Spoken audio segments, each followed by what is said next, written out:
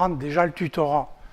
Un système de formation à distance qui fonctionne s'appuie sur 5 niveaux de capacité. Ces capacités sont valorisables au niveau des organes de formation. Moi, je fais de l'accompagnement, moi c'est mon job d'organes de formation à ce niveau-là, pour aider les formateurs en formation-action à concevoir, à scénariser, à concevoir, voire à produire, c'est un peu plus rare, mais à concevoir les modules. Sans contenu de formation, on verra, le système ne fonctionne pas, vous le savez. C'est-à-dire que si on a des contenus qui sont déficients dans le dispositif ne va pas fonctionner, on verra tout à l'heure pourquoi. Mais il y a d'autres métiers de formateurs. Les métiers de tutorat sont différents en fonction de la position.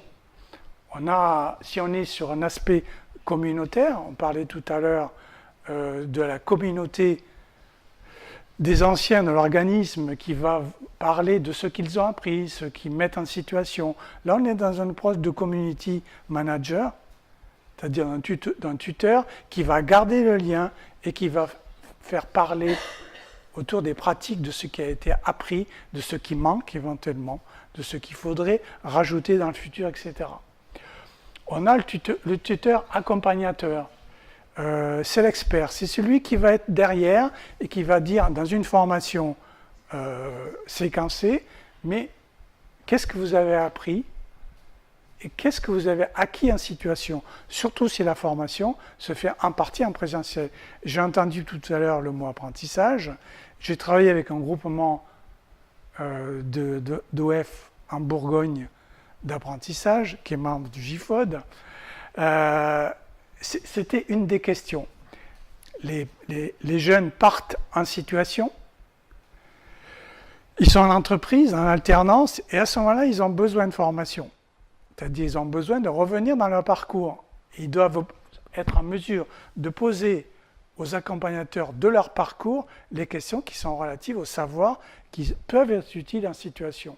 Et là, on a un vrai enjeu d'accompagnement au niveau de l'expertise en situation d'apprentissage, pour ne pas qu'il y ait de séparation entre ce que j'apprends quand je suis en salle et ce que je vais avoir besoin et ce que je vais comprendre quand je serai en situation. Donc ça, c'est ce tutorat-là qui est important. Ensuite, on a du tutorat dit d'application, ou on va dire le conseiller de formation.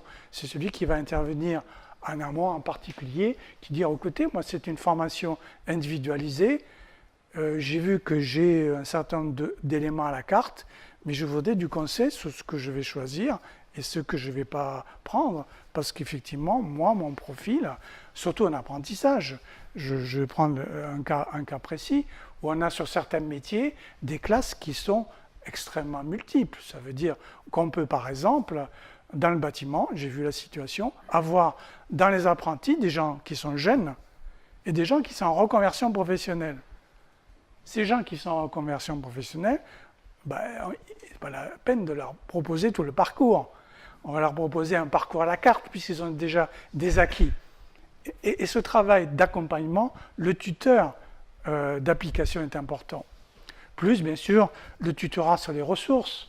Si effectivement, comme on le voit souvent, ce sont les formateurs, concepteurs qui sont à l'origine, ils ont introduit un certain nombre de questions clés, de démarches qu'on retrouve dans les ressources. C'est normal qu'à un moment donné, ce soit eux qui soient tuteurs au niveau des ressources, parce qu'on va leur poser des questions sur le contenu, surtout s'il y a des choses qui ne sont pas complètement explicites. Et donc le tuteur de contenu, c'est un job très particulier. En général, il y a un lien entre les deux. Donc, tout ça pour dire que le métier de formateur, il va évoluer sur diverses couches, et ces diverses couches métiers, c'est le métier de formateur du demain. Donc, l'idée qu'on avait à une certaine époque de dire la FOAD, le e-learning, ça va mettre le formateur dehors, on a toujours cette croyance, elle est encore plus fausse aujourd'hui, et je pense qu'à chaque fois, il faut pouvoir la dénoncer, dire c'est une aberration parce que ça ne correspond pas à la réalité des dispositifs de formation et à une forme de complexité d'utilisation qu'on est quand même en train de créer.